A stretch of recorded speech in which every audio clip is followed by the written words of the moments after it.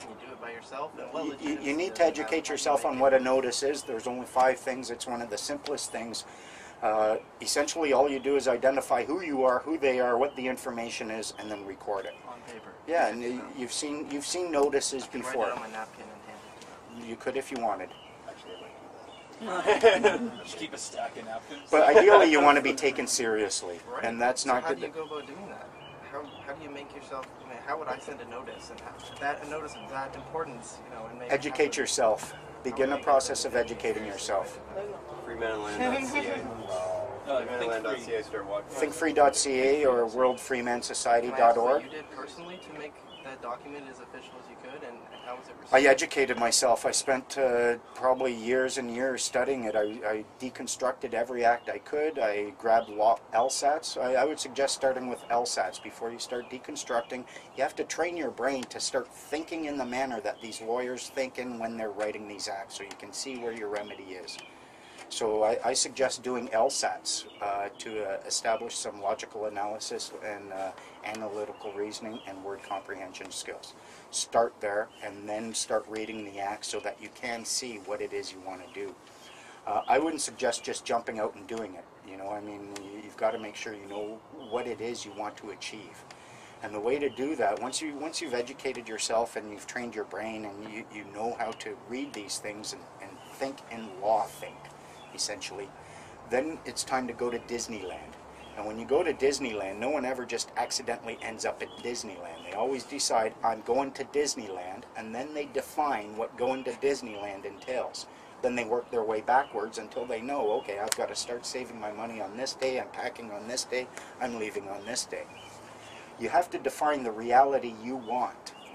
And then once you've defined that, you engage in a process of study and deconstruction where you develop the understanding necessary so that you can claim the right to create that reality you want. So when someone comes and says, well, why are you doing that? You can articulate it, and it's not just, oh, because I wanted to. You can say, well, the criminal code says this, this is here, and I put that all together, and it means this to me. I've definitely heard a lot of things about behind-the-scenes parties controlling everything, blah, blah, blah, blah, blah. I don't believe it's any of that. I think it's a bunch of corporations trying to fight over land. But what is your impression of the wider scope of where we are right now? Do you think there's an ultimate power that be above us, or do you think it's like universal bankers? Is there these things that I don't know. I don't even try worrying about it. It has nothing to do with me. And if it does, it's too far away for me to affect it anyways. I'd rather worry about figuring out how to deal with the cop that I'm going to be dealing with than some Rothschild I'm never going to meet. Corporate accountability would solve a major problem in society that we know it, and making it so that lawyers couldn't accept hundreds of thousands of dollars of money from somewhere without showing where they get the money from. Yeah, that makes sense. Major problems in our society right now. I think what we need to fix it. The other thing that we need, one, you need a society. I mean, people talk about society all the time. If you read Supreme Court judgments, they'll make reference to in a free and just society, but they never say in this free and just society, in our free and just. They say if one actually existed, this is what would be okay. You have to apply for the society's area, though. No, you don't. Says who? Well, the government would, the CRA. They deem you a resident in Canada. They'd ask you where you be, and to have Who your are they? legally They're free just human society, beings, and they can't deem me anything. We're equal. If they come and say, well, we deem you this, or I deem you the no. Crown owns the land, and you were born a Canadian. No, So the Crown does unfortunately, not own the I think land. we The own the people land. own the land. Yes, we We do. do. The Crown represents the us. Crown- That's the idea. Yeah, and if you ask the Crown, have you ever spoken to the Crown? Have you ever? No. All you will speak to are agents acting for the Crown. But let's have a court and bring the Crown in for a chat. Can't come in because it's a legal fiction, and it only exists if we all accept it. If everyone in the room here is the entirety of the country, and we say, you know what, this Crown, it's all a big fiction, it's all make-believe.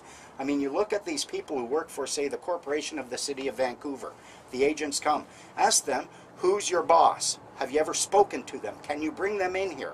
No, it's a fiction, it's a corporation, and if we stand up as human beings and say, listen, I'm operating upon my highest moral, ethical boundaries here, no corporation without a soul is going to dictate my soul, they lose all power. They simply no longer exist, and I've done this with the City of Vancouver, I've done this with CRA, I've done this with the RCMP. They all fold.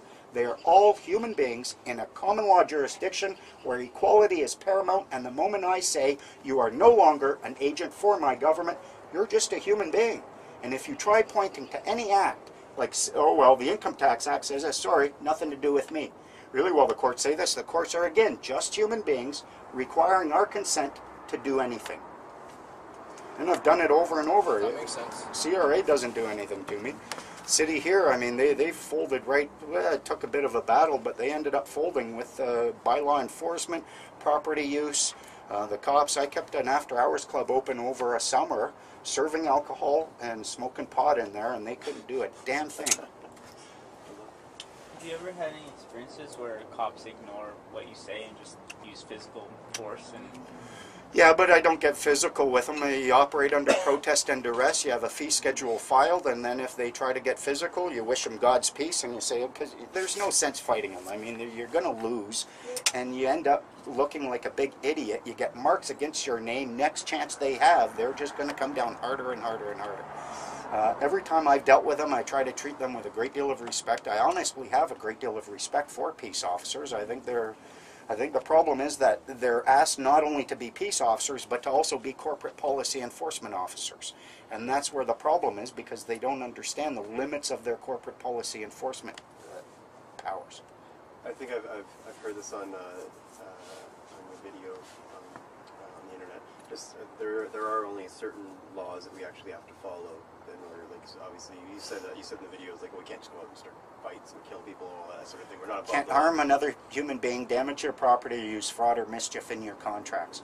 And just about everything that you look at in the criminal code, where they distinguish between anyone who and every person who. Every person will refer to an act where it's talking about you, a child of the province, and everyone who refers to everyone, be it whether you're a free man, whether or not you're a cop, a judge, whatever.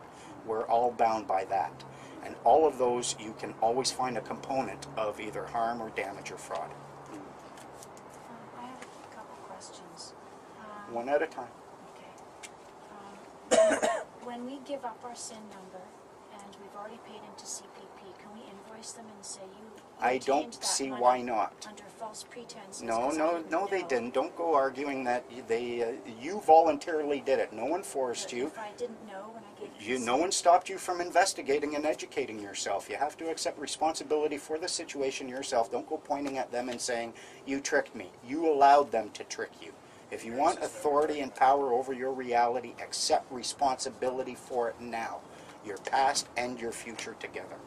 Because no one stopped you. No one stopped you from looking into it. No one stopped me. I mean, we all got screwed over, but we all let it happen.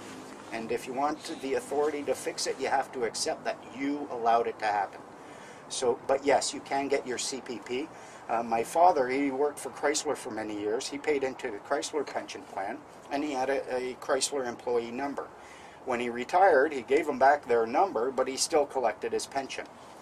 You don't have to, abandoning your social insurance number should not mean that you abandon what you have already paid into CPP.